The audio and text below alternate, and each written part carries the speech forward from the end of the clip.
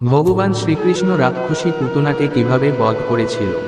যদিও শ্রীকৃষ্ণ ছিলেন দেবকী এবং বসুদেবের পুত্র, কংসের অত্যাচারের ফলে বসুদেব শ্রীকৃষ্ণের জন্মোৎসবের আনন্দ উপভোগ করতে পারেন, কিন্তু শ্রীকৃষ্ণের পালক পিতা নন্দ মহারাজ অত্যন্ত আনন্দের সঙ্গে শ্রীকৃষ্ণের জন্মোৎসব পালন করেছিলেন। পরের দিন ঘোষণা করা হয়েছিল যে যশোদার একটি পুত্র সন্তান হয়েছে। বৈদিক প্রথা অনুসারে নন্দ মহারাজ জন্মোৎসব পালন করার জন্য জ্যোতিষী এবং ব্রাহ্মণদের নিমন্ত্রণ করলেন। শিশুর জন্মের পরে জ্যোতিষীরা তার জন্মলগ্নের গণনা করে কোষ্ঠী তৈরি করলেন। জন্মোৎসবের পর নন্দ মহারাজ ঠিক করলেন কংসকে কর দেওয়ার জন্য মথুরায় যাবেন। যাবার আগে তিনি সমস্ত সমর্থ গোপীদের ডেকে তার অনুপস্থিতিতে বৃন্দাবনের দেখাশোনা করতে বললেন। নন্দ মহারাজের আগমনের সংবাদ পেয়ে বসুদেব তার বন্ধুকে অভিনন্দন জানাবার জন্য অধীর হয়ে উঠলেন। তিনি তৎক্ষণাৎ নন্দ মহারাজের সঙ্গে দেখা করতে গেলেন। বসুদেব যখন নন্দ মহারাজকে দেখলেন, তখন তার মনে হলো তিনি যেন নবজীবন লাভ করলেন। আনন্দে উৎফুল্ল হয়ে নন্দ মহারাজ তৎক্ষণাৎ দাঁড়িয়ে উঠে বসুদেবকে আলিঙ্গন করলেন। প্রীতিভরে বসুদেবকে অভ্যর্থনা জানিয়ে তিনি তাকে বসতে দিলেন। সেই সময় বসুদেব তার দুই পুত্রের সংবাদ লাভের আশায় উৎকণ্ঠিত হয়ে উঠলেন, যারা নন্দ মহারাজের অজ্ঞাতসারে তার তত্ত্বাবধানে ছিল। উৎকণ্ঠিত বসুদেব তাদের কথা জিজ্ঞাসা করলেন। কৃষ্ণ এবং বলরাম উভয়ই বসুদেবের সন্তান ছিলেন। বলরামকে রোহিণীর গর্ভে স্থানান্তরিত করা হয়। রোহিণী ছিলেন বসুদেবের পত্নী, কিন্তু রোহিণীকে নন্দ মহারাজের তত্ত্বাবধানে রাখা হয় কংসের অত্যাচারের জন্য। বসুদেব তখন তাকে বললেন, তোমার অনেক বয়স হয়ে গিয়েছিল এবং একটা পুত্র সন্তান লাভ করার জন্য তুমি অত্যন্ত আকুল হয়ে উঠেছিলে, কেননা তোমার কোনো পুত্র ছিল না। এখন ভগবানের কৃপায় তুমি এক অপূর্ব সুন্দর পুত্র লাভ করেছ। আমার মনে হয় যে এই ঘটনাটি তোমার পক্ষে অত্যন্ত মঙ্গলজনক। ভাই নন্দ, আমি কংসের কারাগারে বন্দী ছিলাম, কিন্তু এখন আমি মুক্ত হয়েছি, তাই আমার মনে হচ্ছে যেন আমি নবজীবন প্রাপ্ত হয়েছি। তোমাকে আবার দর্শন করার কোনো আশাই আমার ছিল না। বসুদেব জিজ্ঞাসা করলেন, দয়া করে আমাকে বৃন্দাবনবাসীদের সকলের খবর বলো। তোমার অনেক পালিত পশু রয়েছে, তারা সকলে সুখিত, তারা সকলে যথেষ্ট ঘাস ও জল পাচ্ছে তো? যেখানে তুমি আছো সেই জায়গাটি নিরাপদ এবং শান্তিপূর্ণ তো? বসুদেব এইভাবেই প্রশ্ন করলেন, কেননা শ্রীকৃষ্ণের নিরাপত্তার ব্যাপারে তিনি অত্যন্ত উদ্বিগ্ন ছিলেন। তিনি জানতেন যে কংস এবং তার অনুচরেরা শ্রীকৃষ্ণকে বধ করবার জন্য সমস্ত অসুর এবং রাক্ষসদের পাঠাচ্ছে। তারা ইতিমধ্যে স্থির করেছিল যে শ্রীকৃষ্ণের জন্মের 10 দিনের মধ্যে যত সমস্ত শিশুর জন্ম হয়েছে তাদের সকলকে হত্যা করতে হবে।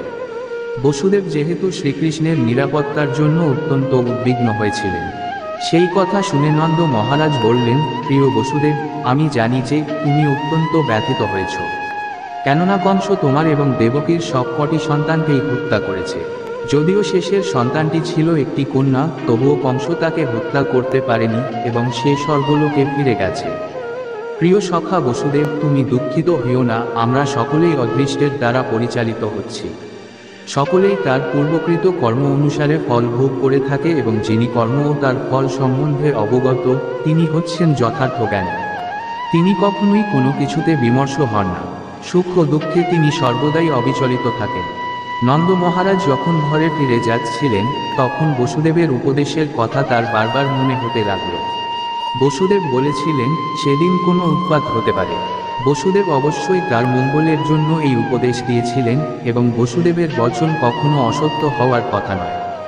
তাই ভীত চিত্তে তিনি পরমেশ্বর ভগবানকে স্মরণ করতে লাগলেন। বিপদের সময় ভগবানের শরণাপন্ন হওয়া ভক্তের পক্ষে খুবই স্বাভাবিক, কেননা তার তো অন্য কোনো আশ্রয় নেই। কোনো শিশু যখন বিপদে পড়ে, তখন সে তার পিতা অথবা মাতার শরণ নেয়।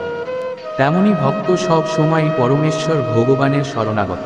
তিনি যখন কোনো বিশেষ বিপদের সম্মুখীন হন, তখন তিনি বারবার ভগবানের স্মরণ করতে থাকেন। কংসের পুতনা রাক্ষসীকে প্রেরণ। কংস তার আসরিক মন্ত্রীদের সঙ্গে পরামর্শ করার পর পুতনা নামক এক রাক্ষসীকে শহরে, গ্রামে এবং গোচারণভূমিতে সমস্ত শিশুদের হত্যা করতে নির্দেশ দিল।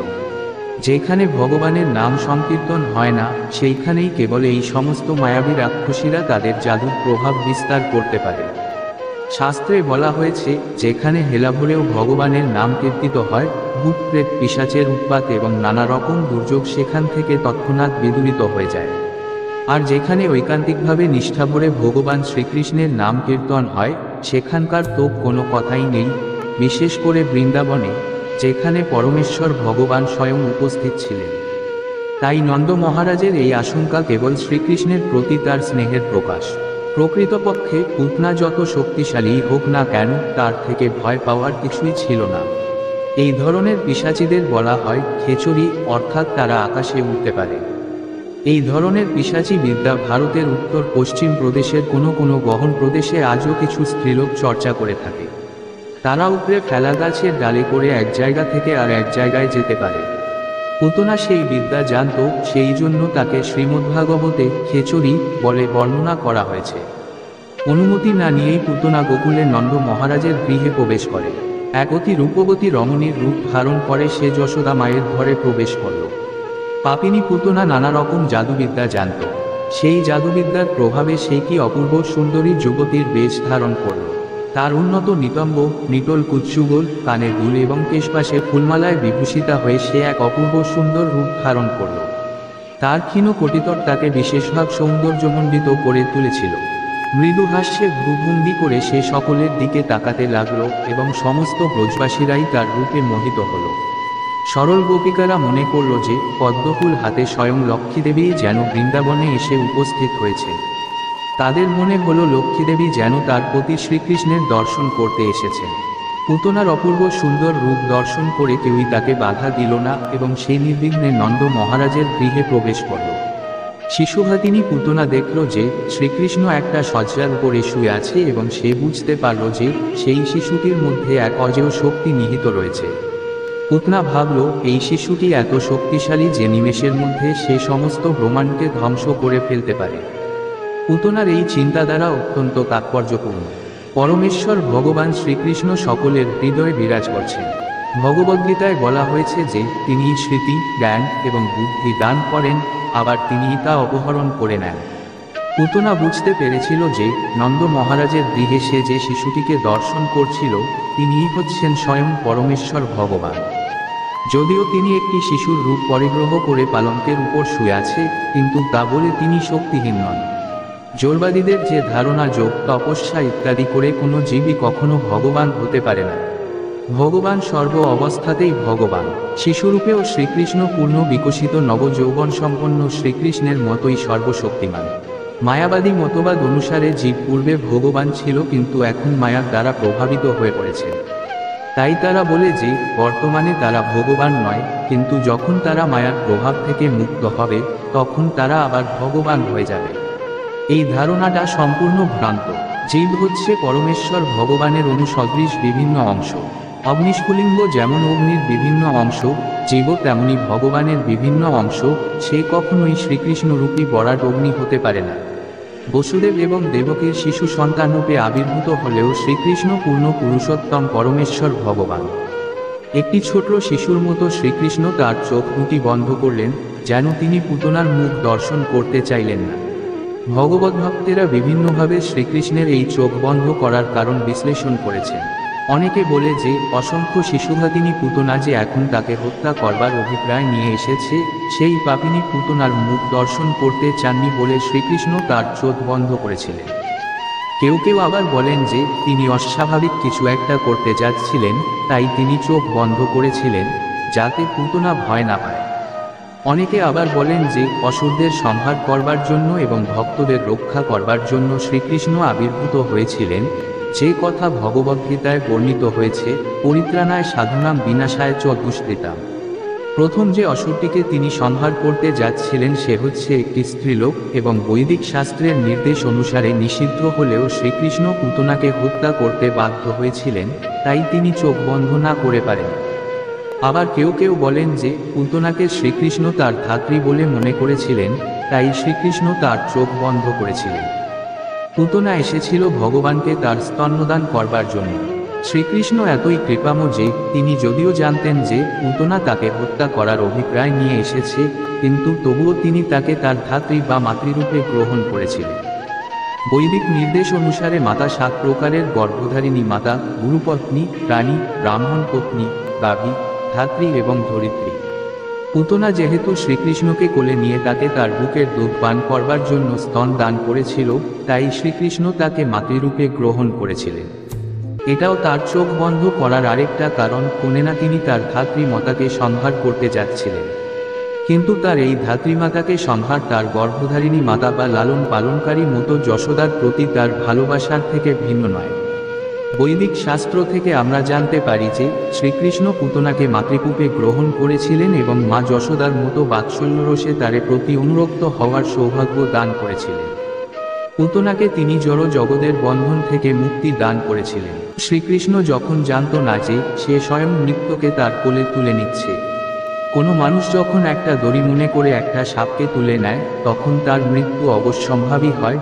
এমনই শ্রীকৃষ্ণের কাছে আসার আগে পুতনা অসংখ্য শিশু হত্যা করেছিল, কিন্তু তখন সে তার অবশ্যম্ভাবী মৃত্যু স্বরূপ কালসর্পকে তার কোলে তুলে নিচ্ছিল। পুতনা যখন শিশু শ্রীকৃষ্ণকে তার কোলে তুলে নিচ্ছিল, তখন রোহিণী এবং যশোদা উভয়ই সেখানে উপস্থিত ছিলেন। কিন্তু তারা তাকে নিষেধ করেননি, কেননা সে এত সুন্দর সজ্জায় ভূষিতা ছিল, আর তাছাড়া শ্রীকৃষ্ণের প্রতি সে যে বাৎসল্য স্নেহ প্রদর্শন করেছিল, তাতে তাদের মনে কোনো সন্দেহ স্থান পায়নি। তারা বুঝতে পারেননি যে সে একটা সুন্দর খাপে ঢাকা তলোয়ার।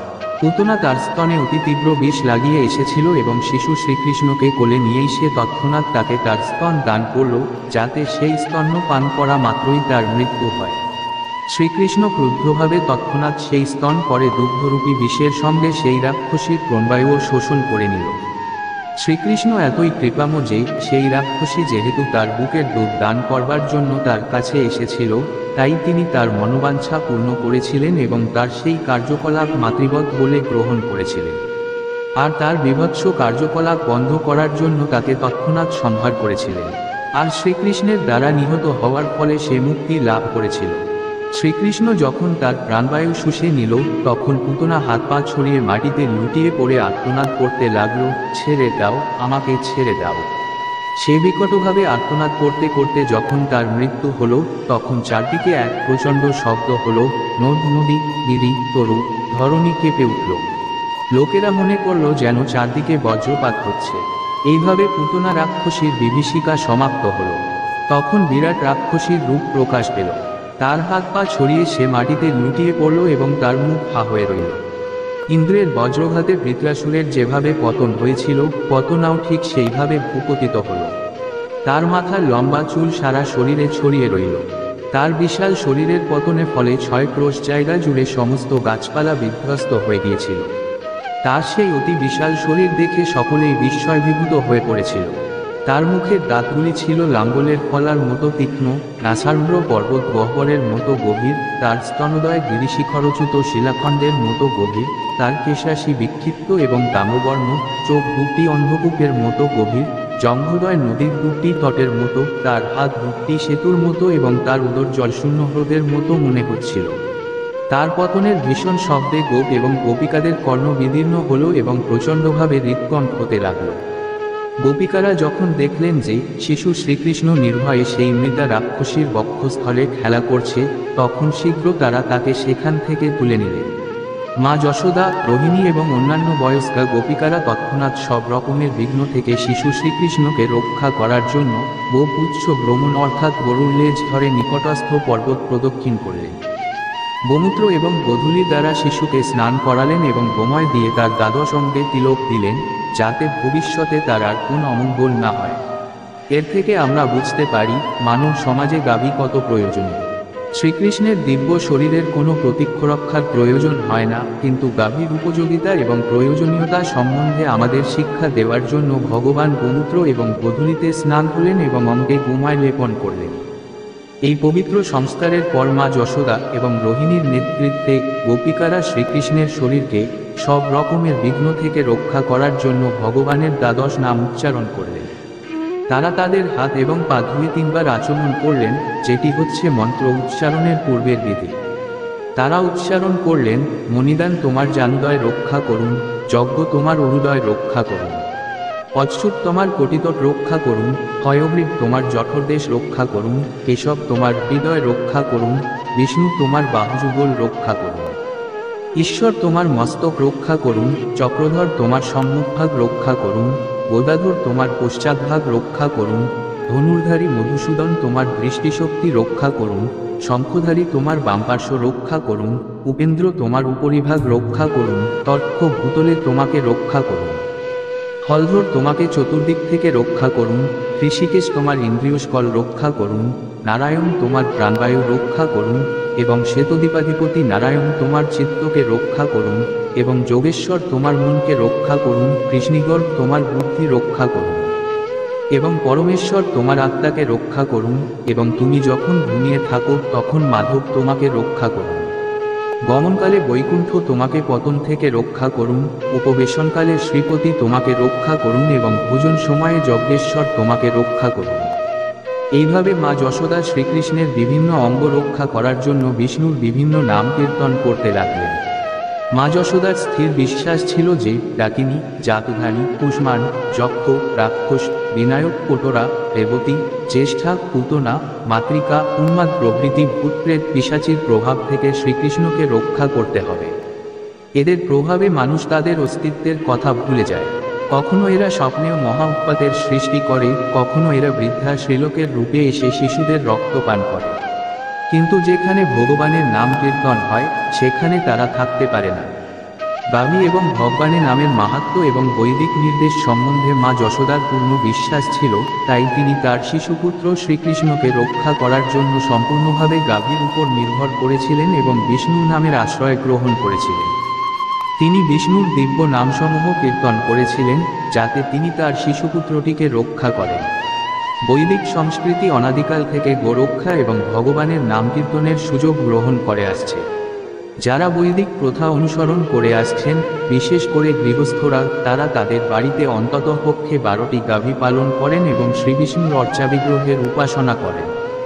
বৃন্দাবনের বয়স্কা গোপিকারা শ্রীকৃষ্ণের প্রতি ভালোবাসায় এতই মগ্ন ছিলেন যে তাকে রক্ষা করার জন্য তারা আকুল হয়ে উঠেছিলেন, যদিও তার রক্ষার কোনো প্রয়োজন হয় না, কেননা ইতিমধ্যেই তিনি নিজেকে রক্ষা করেছেন।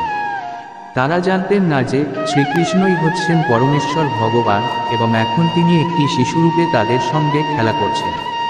শ্রীকৃষ্ণকে রক্ষা করার সমস্ত অনুষ্ঠানগুলি সম্পন্ন হলে পরে মা যশোদা শ্রীকৃষ্ণকে তার দুধ পান করার জন্য স্তন দান করলেন। বিষ্ণু মন্ত্র উচ্চারণ করার পর মা যশোদার মনে হলো যে তার শিশু সন্তানটি এখন সম্পূর্ণ নিরাপদ।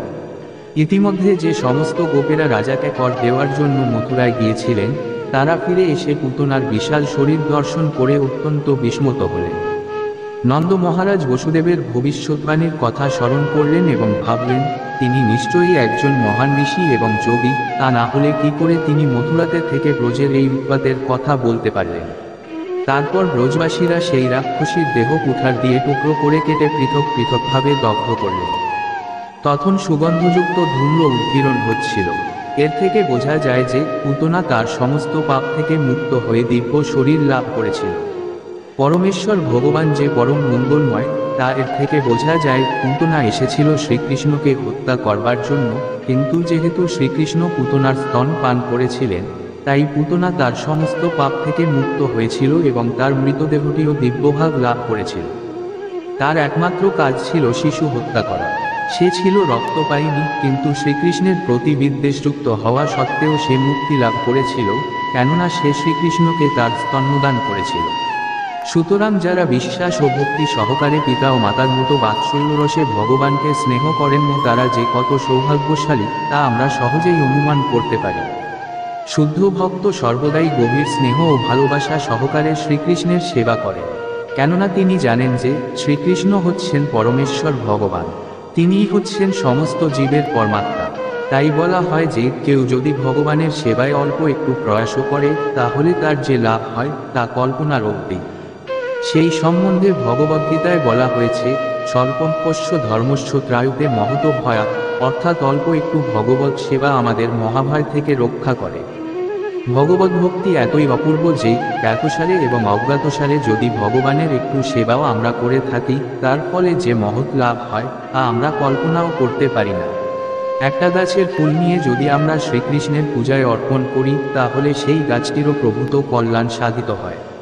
এইভাবে শ্রীকৃষ্ণের পূজায় যখন ফুল অর্পণ করা হয়, তখন যে সমস্ত গাছগুলিতে সেই ফল ফুলগুলো ধরেছিল, অজ্ঞাতসারে তারাও স্বীকৃতি অর্জন করে। তাই অর্চনের প্রভাবে সকলেরই মঙ্গল হয়। শ্রীকৃষ্ণ ব্রহ্মা, শিব আদি মহান দেবতাদেরও উপাস্য, আর পুতনা এতই সৌভাগ্যশালী ছিল যে তার ক্রোড়ে তিনি একটি শিশুরূপে খেলা করেছিলেন। মুনি ঋষিরা শ্রীকৃষ্ণের যে চরণকমলের ধ্যান করেন তা পুতনার শরীর স্পর্শ করেছিল। মানুষ শ্রীকৃষ্ণকে ভক্তিভরে নানা রকম আহার্য নিবেদন করে শ্রীকৃষ্ণ স্বেচ্ছায় পুতনার স্তন্যপান করেছিলেন। ভক্তরা তাই প্রার্থনা করেন যে বৈরিভাবাপন্ন হয়ে শ্রীকৃষ্ণকে কিছু দান করার ফলে পুতনা যদি এই রকমের সৌভাগ্য অর্জন করতে পারে, তাহলে ভক্তিভরে শ্রীকৃষ্ণের আরাধনা করলে যে কি লাভ হবে সেটা কে কল্পনা করতে পারে। তাই শ্রীকৃষ্ণের প্রতি অহৈতুকী ভক্তিযুক্তি হওয়া উচিত। যদিও পুতনা ছিল রাক্ষসী, তবুও সে পরমেশ্বর ভগবানের মাতৃপদ প্রাপ্ত হয়েছিল। এর থেকে বোঝা যায় যে সমস্ত গোপিকারা এবং গাভীরা শ্রীকৃষ্ণকে দুগ্ধদান করেছিলেন তারা অবশ্যই অপ্রাকৃত জগতে প্রবিষ্ট হয়েছিলেন। মুক্তি থেকে শুরু করে আমাদের ইন্দ্রিয়গ্রাহ্য যা কিছু, শ্রীকৃষ্ণ সে সমস্ত যে কাউকে দান করতে পারেন। তাই শ্রীকৃষ্ণ যখন পুতনার স্তন্যপান করলেন তখন পুতনার মুক্তি সম্বন্ধে কোনো সন্দেহই থাকতে পারে না। তাই শ্রীকৃষ্ণের প্রতি অত্যন্ত অনুরক্ত গোপিকারা যে মুক্তি লাভ করেছিলেন সেই সম্বন্ধে সন্দেহ কি? যে সমস্ত গোপিকা এবং গাভী গভীর প্রীতি ও স্নেহ সহকারে শ্রীকৃষ্ণের সেবা করেছিলেন তারা সকলেই জড় জগতের ক্লেশদায়ক অবস্থা থেকে মুক্ত হয়েছিলেন। পুতনার চিতার আগুনের ধোঁয়ার সুগন্ধ আঘ্রাণ করে ব্রজবাসীরা বিস্ময়ান্বিত হয়ে একে অপরকে জিজ্ঞাসা করতে লাগলেন, এই সৌরভ কোথা থেকে আসছে? অবশেষে তারা বুঝতে পারলেন যে এই সুবাস পুতনার দগ্ধ শরীর থেকে আসছে। তারা সকলে শ্রীকৃষ্ণকে প্রাণের থেকেও অধিক ভালোবাসতেন। তাই পুতনাগ্রের পর তারা শ্রীকৃষ্ণকে অশেষ আশীর্বাদ করলেন। পুতনাকে জ্বালাবার পর নন্দ মহারাজ ঘরে ফিরে এলেন এবং শিশুটু শ্রীকৃষ্ণকে তার কোলে বসিয়ে পুনঃ পুনঃ তার মস্তক আঘ্রাণ করতে লাগলেন। এইভাবে তিনি শ্রীকৃষ্ণের সুরক্ষা সম্বন্ধে আশ্বস্ত হলেন। শ্রীল সুখদেব গোস্বামী শ্রীকৃষ্ণের দ্বারা পুতনা বধ সংবাদ শ্রবণকারী সমস্ত শ্রোতাদের আশীর্বাদ প্রদান করলেন। এই সমস্ত শ্রোতারা অবশ্যই গোবিন্দের শ্রীচরণারবিন্দে অহৈতুকী এবং অপ্রতিহতা ভক্তি লাভ করবেন।